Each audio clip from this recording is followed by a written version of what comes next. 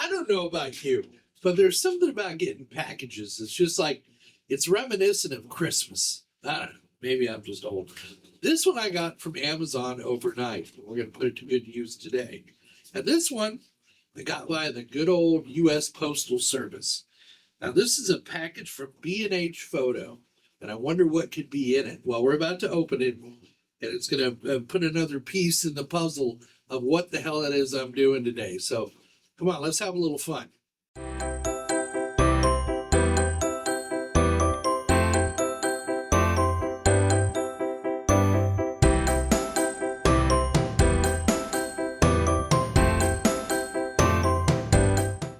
So today, got a couple items in. The first one we got in is the Ugreen HDMI KVM switch 4-in-1 out. Why did I get this? Well, I'm doing some stuff on this desk here, on this workstation. I've got a laptop here. I've got my M2 Mac Mini here. I've got my my gaming / AI machine here. And I want to be able to use them all. I mean, I got this wonderful work area, and it's just a matter of swiveling my chair around and doing some more work here. So I picked up one of these Ugreens because I only had a 2-port KVM here before. Now, the one I picked up before I picked up the Ugreen, and I highly recommend this brand, it didn't work with the Mac. Whenever the Mac would switch over to it, the screen would become garbled and trashed, and it wasn't like I was ultra cheap and didn't pay for a quality product. It was $75. Now this one was a little bit more expensive. It's right around $100. But let me tell you, this thing is built like a tank, literally. Even the box, the fairly empty box it's in, is heavy compared to most. And this thing is made out of a solid block balloon. I'll show you in a minute, but it's a nice little KVM. So I've shown you that now. Let me put this over here. Get it out of my way. And then we'll do a little unboxing. Now, the problem I have with this workstation is I have one network cable that comes over here, and I don't want a bunch of cables stringing from my telco rack over here or from my rack in the equipment room. I don't want a bunch more lines running over. I got enough of them as it is. So I went ahead and picked up, I'm a Unify guy, right? Yeah, well, if there was any doubt, today's video will prove that to be true.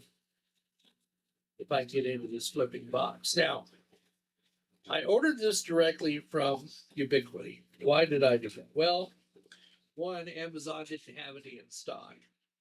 Two, I find it's better just to go with Ubiquiti. You're not going to save any money getting on Amazon and ordering it. And there's always that question: if you order stuff on Amazon, are the people that make the product gonna warranty it? Are they gonna recognize the warranty? I've had that happen with Grandstream phones. Plus, the folks at Ubiquiti are pretty easy to deal with.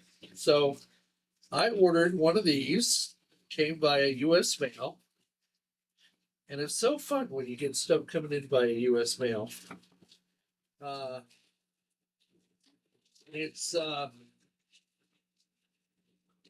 Let's get it open here because it takes so long. But it's like getting a little treat. Now, that's a lot of box for a little bitty box like this. What is this? What? Oh, it would help if I held it right side. I don't know things. It's in a little box, and it's got 1, 2, 3, 4, 5 ports on the front of it. So what do you think it is? Well, it's a switch. Yeah, very good. But it's a Unify. Throw this over here. It's a Unify USW Flex Mini. So it's powered by PoE, and it's a little 4-port switch, 5-port if you count the PoE. And it'll go perfectly right here on this workbench to connect all these things. Although I could do the M2 Mac Mini with wireless, but I'd rather have a physical cable hooked up. So that's going to come in very handy. So let's let's do the unboxing.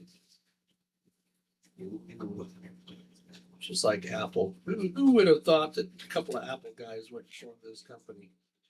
And this little thing is kind of cute. It does come with a power supply, because I don't have enough things plugged in as it is. So it comes with a little. See, I'll never get this back in the box again, the way they package it. They got little women with little hands that package these things. So there's the power brick. What is it? I'm not even going to attempt to read that without my magnifying glass. And then here's the little itsy bitsy teeny weeny. I mean, this thing is, look, there's my hand. There's my whole entire hand. Look at this. This thing is miniature. And it's going to go right here. And then I'm going to plug everything else into it. I'm going to have connectivity for all the things. I'm sorry, what? All the things. Oh, I haven't shown you that part yet. Well, hang on a second. Let me get the camera and I'll show you. I'll show you all the things. So thing one will be this Uber workstation that I built, running Windows 11 and running Olama and all that kind of stuff. So it does my gaming and it does my AI. It's got two RTX 3060 video cards in there powering everything. And then I have this little bad boy right here, the M2 Mac Mini, that needs to be powered. It needs to have a physical network connection. Here's the little switch box from Ugreen, and again, this thing is built like a tank. It's got simple HDMI. This one will only do a single monitor, but that's fine. I think my days of more than one monitor are over, and I'll tell you that in another video. But this thing is a little bitty tank, and it's nice. It's a nice piece of kit. It's heavy. It stays put where you put it, and there's my screen. And then I have my laptop here, which will need a network connection, and pardon the mess, but it is there. It's an Aspire ATE, or it's an Aspire Nitro 5 computer. And then what do we have here? Oh my goodness, it's been a while. Let me pull that out of the way. It's been a while since we've seen this bad boy, hasn't it? So wow, it resurrected from the dead. But let's go over and find out what it took to get this thing up and running. So does everybody remember this little beastie that I bought? I just had to have the Mac Pro, cheese grater Mac Pro. I guess it's a cheese grater. I put some stuff in here. Man, it's been so long since I played with this thing. I just don't even know. I realize there is a, let me pull the lever on the back here. There is a 256 gig SSD. It's probably the boot drive. Then there's a 1 terabyte Crucial SSD. No spinning rust. And some sort of video card is in here. And power cables. And it's loaded with RAM. And it appears to be let's see if it'll focus. Here we go. Mac Pro 2. We'll have to read that. I don't know, but it's got stuff. So let's plug it in and see what it'll do. So evidently the last thing I did on this was install Ventura on it and up the video card to a Radeon RX 570 4 gig card. So it's not a bad little machine. It's a 2.6 gigahertz quad core Intel Xeon. So I'm never going to run this old version of OS 10 on here, but what I could run on here is Windows 10 LTSC IoT. and still get some use out of this machine, methinks. So this is probably as powerful as those T1700s that I found a use for. This one could play some retro games, it could run some programs, and it's kind of beautiful to look at. I've always wanted one of these. It needs a little touch up with the spray paint. And then I could put this proudly on display and invite people to still use it with Windows 10, which will be supported up for another 6-7 years on the IoT of things. So that's what I'm going to attempt to do. I'm making the USB key now, and hopefully it says it's straightforward. Well, according to Grok says I just boot it off the USB key and install it like I normally would Windows, and well, we'll see if Grok is right. So can it be this easy? I mean, there's the boot USB. I held down the option key and booted off here, and let's see if we're gonna get lucky. I don't know, I'm always trepidatious when it comes to installing Windows on Mac. But hopefully it'll just work, because it'll make this thing, I'm going to choose, I don't have a product key, and then I'm going to choose Windows 10 Internet of Things Enterprise LTSC and click Next. I'm going to accept the license agreement. I'm going to do a custom install. I'll be damned, it sees all the drives. Well, that's cool. So I'm just going to delete everything on all these partitions. I don't need any of this stuff. Partition drive 0 is one I'm going to install on. Delete that, yep, and boom. So now I'll install onto that, and then I'll use that to store my games on or something else. So we're just going to click Next, and we're going to let it go. Really? Could it be this easy? So I turned my back for a moment like an idiot, and it rebooted, and I don't know if it's booting off the USB key or off the internal SSD or what. So if it starts to set up again, we'll know that we need to pull the USB key. I don't even see the spinning circle yet. So the thing with these is to be patient, because these Macs, you know, they're a little quirky on their hardware, and sometimes they'll just sit there for what seems like forever. You think it's not doing anything because they really don't have, like, why would Apple spoil a computer like this with putting a hard drive indicator anywhere on it, right, to tell you what the hell it was doing? So we're just going to hope for the best, and we'll leave this here and see if it does anything after a few minutes. So all good things in life are hard. They're not easy. And this little booger is no exception. So as you can see, we're on the Windows 11 setup screen, and I'm going to tell you why. Windows 10 pretty soon is going to be end of life, even though I have the LTSC IoT. I think from reading some articles online that Windows 11 is going to be better suited to this. And because I have the 14, 15, 1 with the squirrely boot, I'll tell you later when I get in front of the computer what it is exactly I'm talking about.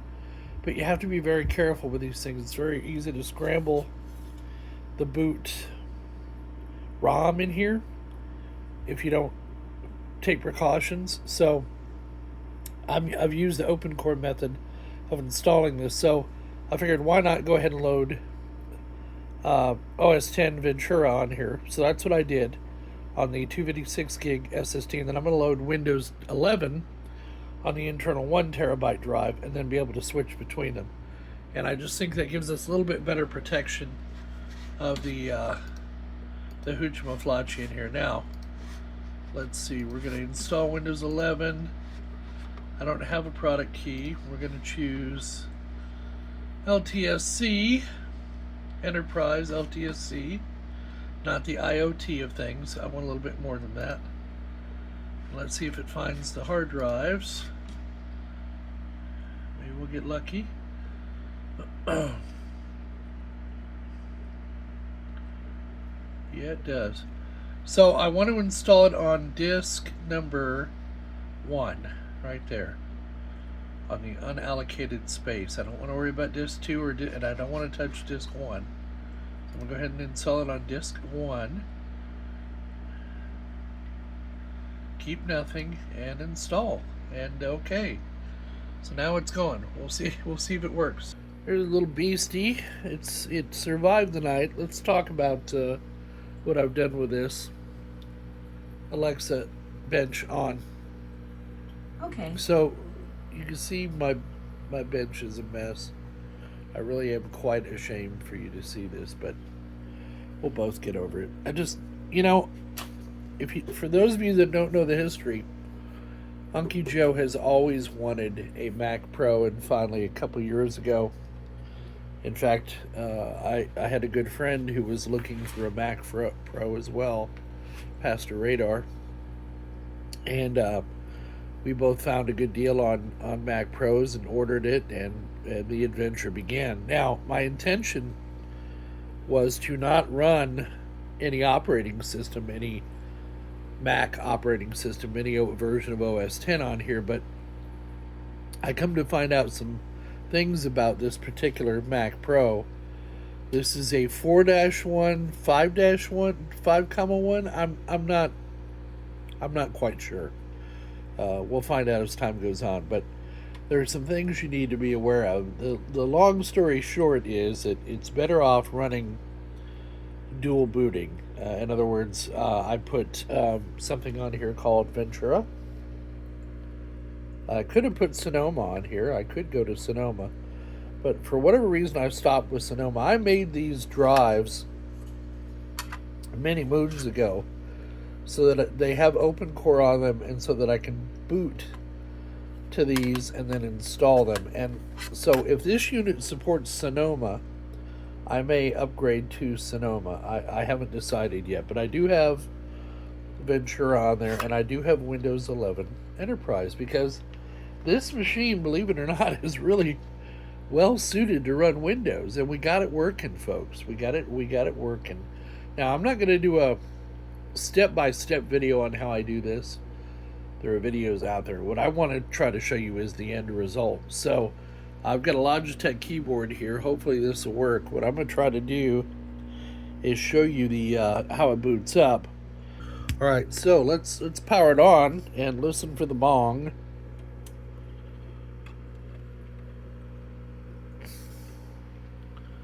And then we'll monitor the screen up here.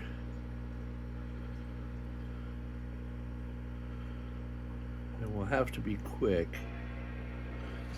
Alright, so it should start the boot.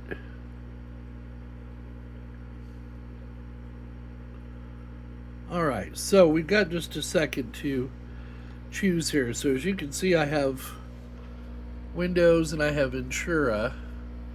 And right now I'm going to select Ventura and make sure that we can still boot into that. And then the open core bootloader will do its thing. Now, the reason you need to be careful with these Macs is the boot ROM in them will get screwed up if you don't. Something about an expiring certificate for the UEFI, and so you got to be very careful. You don't want to hose that system that controls that. So what I wanted to do this morning was make sure that Ventura is still booted up on this. And it looks like it's going to. And then once it does, we can boot into Windows. There we go. So there's Ventura. So we got it booted, and it's detecting our new keyboard. So let me get that done.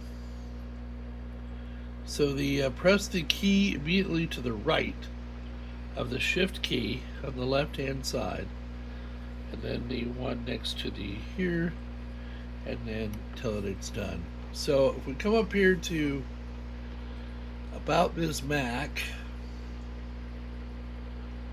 one of the things I don't like though is it doesn't tell you whether it's a 4,1 or a 5,1. It's an early Mac Pro, 2009, and it is running Ventura 13.6.8. So that's good. That is working. So now, I guess, let's see if I can restart and boot into Windows. And we'll tell it restart. You know, I've got cameras around here on tripods. I'm just too lazy to set them up, I guess. So we'll let this boot, and we'll have to be quick because we want to catch the boot menu. And the other question on my mind is, there's the bong, is where am I going to put this little beastie? Here's the Windows screen. Let's see if I can log on there. See if I can do it one-handed. And there you go. There's Windows 11. So it is running. So what I'm going to do, now that I got everything up and running, let's just go see here if I can get Task Manager up and running.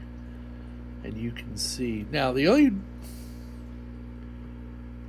fly in the ointment is the, as you can see, the CPU on this is a Xeon W3520. I don't have any idea what that means. I've never heard of a Xeon W3520, but we'll look it up. But it's, you know, it's a 3 gigahertz processor. The problem is this machine is a pig on power, literally a pig on power. So keeping that in mind, it won't be on all that often. I think it's pulling, right now, it's pulling 120 watts at idle. That's a lot for a machine running Windows 11 these days, right? But we got it done, folks. Now, the other question I have is does it have a CD-ROM drive in here? So let's go to File Explorer. Go to this PC. Yeah, it says it has a DVD RW drive. So if I try to eject that, I'll be doggone. So I can burn DVDs on here. I can even rip DVDs. Ooh, that opens a lot of possibilities for this unit now. Ooh, that's interesting. Do I just press it to go back in? Yeah. You know, the Macs, for their infinite wisdom, have no buttons. They like that clean look. So what I'm going to do now, I guess, is we'll go ahead and button it up. We know everything's working on it. And this is a good way to do things. Get yourself one of these little doojamahickeys. StarTech made some. This one's a SKL. It goes from USB to SSD or to whatever. And then grab yourself, you know, just have some used SSDs laying around. Go ahead and take your Intel-based Mac and create these bootable disks and have them laying around for whenever you need them. And they will, let me tell you, they're a lifesaver. I'm glad I didn't wipe over these. I'm glad I kept them. And at some point, I'll probably upgrade to Sonoma. I just want to do my research before I commit to that. And so right now, what I want to do is get this button back up, and then we're going to find a home for it. So now that gives me the capability to use this desk and actually use it effectively. I've got room down here between the Mac Pro and my AI generated machine to wheel and we're going to fix the floor, and don't worry, I'm going to pretty up the cables. I just haven't gotten around to it yet. I just got the switch in. Give me a break. But it allows me to move my chair under here and do some real gaming at this monitor if I wanted to, or I could, you know, work on the M2 Mac Mini or the Mac Pro, or I could work on this laptop. Now, in addition to this, if you look back here, let me zoom in for you here. See if I can figure this out. There we go. You see I've got a flashing blue box. It's not the TARDIS. That is my that is my Spectrum fiber connection. It comes from here and goes up to there.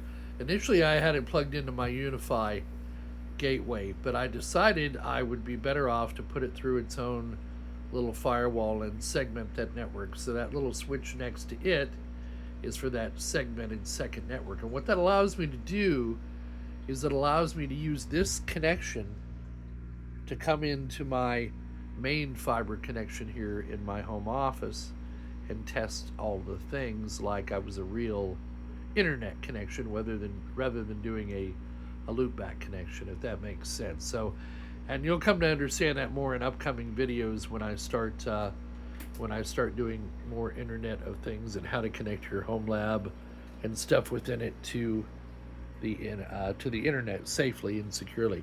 But for now, this gives me the ability to now utilize this work area effectively and produce some more stuff. All right, so come back to me, and we're gonna talk about what it took to get that thing off the bench and onto the floor and everything up and running. So the big thing that I was trying to communicate to you, this is God, I hope I get this right, a 2009, late model 2009 Mac Pro. And it came with firmware 4,1, okay? Or the BIOS 4, however Apple refers to it. And it kind of limits what you can do, right? It kind of limits the processors you can have on there, a couple other features. I don't know what they all are. But they tell you need to do it in order to run Windows and to run OS 10 on there simultaneously, safely, without bricking the BIOS or firmware on the Mac Pro. Because once you've bricked it, I mean, the machine is effectively null and void to you, right? It's just, you can't get it repaired. So I want to be really cautious of that. So I remember doing this fix a couple of years ago when I set this machine up. But I want to warn you, it's not for the faint of heart. Just come see. Now, I know a lot of you are out there cringing when you see Grok. All right, Joe, stop using Grok. No, it allows me to.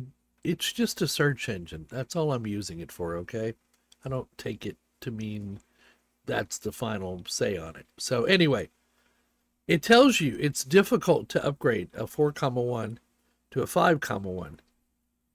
It's popular. It's most worthwhile upgrade you can do. And it locks you support all the way up to Sonoma. I'm running Ventura on there or whatever the hell that is, but that's with OpenCore bootloader. But it says that the first item, you need to change two things. First, you need to replace the single CPU tray with a dual CPU tray. They say that's mandatory for the firmware to accept the 5,1 upgrade. That is not true. However, I think what Grok is doing is erring on the side of caution. I'm going to see if down here in this article, see, they don't mention a step. So they're erring on the side of caution. So keep that in mind. Because if you come over to this article here, you can see that it is not they have a YouTube video on it, and I'll try to remember to put this in the show notes down below. But I would strongly recommend, the reason I'm not touching this or coming anywhere near this is because I know I've already done it. And if I haven't, oh well, hopefully I won't screw up the machine. But they talk about SIP. So this is what you have to do on a single tray, single CPU tray Mac Pro, I believe. It's mandatory. You got to disable SIP. That's a big risk. You can really screw things up. So I barely knew what I was doing. But, if you pay $200 or $300 for one of these things online these days, because they're getting harder and harder to come by, you don't want to screw it up. So I would do my homework. And there's articles out there. The problem is the other thing is the firmware files are not maintained by Apple anymore. So even if you can run the tool, it needs to know, again, repositories. It needs to know where it can find those files, because Apple Apple don't host them no more. So this guy wrote, look at this multi-page article on how to do this. So there's still good people out in the community there. And you pretty much have to do this if you're going to run Windows on it or install it, because you really run the risk of farting up your machine, as they say. Okay, well, half of the article is with replies. So, but it's still a long article, well written. Now, the other thing I want to tell you about this machine is that it is a voracious pig on power. I mean, this thing probably pulls 120 watts at idle. So I don't know what that's all about, but I'm going to figure it out. It's a beast, literally. It loves to suck at the teat. That little thing down there, you wouldn't think it sucks that much power, but it does. It sucks. And then in addition, now this one right here, which is my AI and gaming powerhouse, I think it sits along at idle at 60, 65 watts with dual video cards in it. And then, of course, the Mac 2 Mini, the M2 Mac Mini, and then the laptop, it only consumes power when that's up and running. Now, that's a gaming laptop, so it'll consume a bit more power. But look at all the flexibility I now have. I can spin around. I have all this equipment here, folks, that I've accumulated over the years, and half the reason I don't use it is because I'd have to get it out, plug it in, hook it up. So my theory is if it's hooked up, you'll use it. And I do want to use it. I have plans for all this equipment you see. I mean, I've spent all this time and money and treasure accumulating these items. I like to see them up and running. So maybe it'll be called Uncle Joe's Nostalgic Playhouse. I don't know. We're not changing the name. But I'm not going anywhere anytime soon. So if you enjoy this kind of content, you're in the right place. And I want you to know how much I appreciate you coming back year after year, month after month, week after week, as I make these videos. I really do appreciate it. Thank you. And frankly, I'll never run OS 10. I'll probably boot into it every once in a while. My thought is I want to downgrade that back to a version of OS 10 maybe before the M series of chips came out, to make it feel a little more authentic, right? Like an older version. I haven't decided. I can multi-boot that thing too. I haven't decided yet. But definitely it runs Windows 11 great on there. So I have another Windows 11 unit to play around with. And it might be kind of fun to take one of those and turn it into a NAS, a home NAS running Windows. Why not? I mean, it's got drive trays and, it's all kinds of things we can do with old equipment. It just, as long as you can afford to power the thing, you might as well use it, right? And then I've got my AI and gaming workstation and my laptop and everything I need within my turning circle. So I never have to get my fat ass out of this chair ever again. Wait a minute. Hold the phone. That Ugreen switch box, that KVM you just bought, is a 4-port KVM. I only count